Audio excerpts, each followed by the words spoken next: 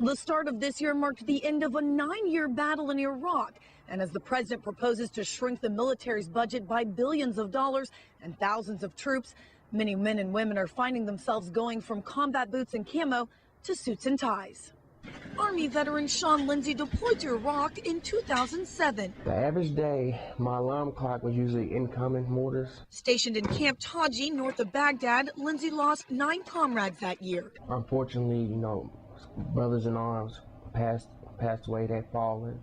However, we don't forget and we carry on with the mission. But LinZy says it was when he came home and there was no mission that the problem started. Not so much of the fear, it's just when you're used to having explosions going off all the time and hearing bullets hail and helicopters. So it was an ongoing, and coming back to stateside where it's peace over here, it's real.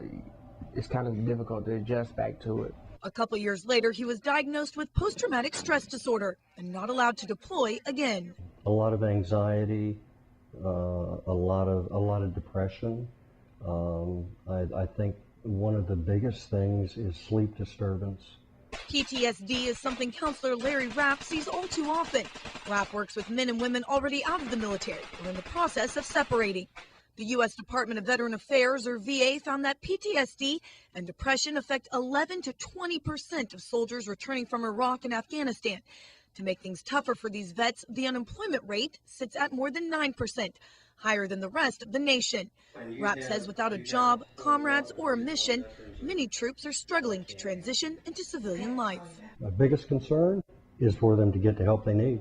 The deployment history is different. There are more blast experiences. The longer deployments, the intensity of the deployments cause a lot of the veterans to return with symptoms of PTSD, depression, traumatic brain injury, substance use. Dr. Ken Councilman at Pensacola's VA hospital works with a team dedicated solely to Operation Iraqi Freedom and Operation Enduring Freedom vets.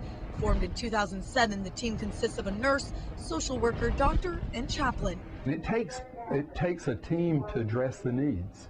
Right now, they see about 10 vets a week, but with the end of the Iraq War, they expect that number to surge. And deep breath. We caught up with LinZy at his first appointment since he medically retired from the Army last month. He now wants to go to school and study film. Hopefully, with the school and everything, that I'll make a decent adjustment to living in society again. And though LinZy, like many veterans, had a tumultuous military career, he's still thankful and honored he wore the uniform for so many years. He says the Army made him the man he is today. Without the military, I probably wouldn't have been half as strong as I am or capable of not being able to quit. Going to the VA is optional for men and women who are separating from the military or have already gotten out, so they're constantly working to make sure they all know what options are available for them. If you need more information about the VA, you can go to our website, weartv.com, and click on news links. Reporting from Pensacola, Jacqueline Heinz, Channel 3 News.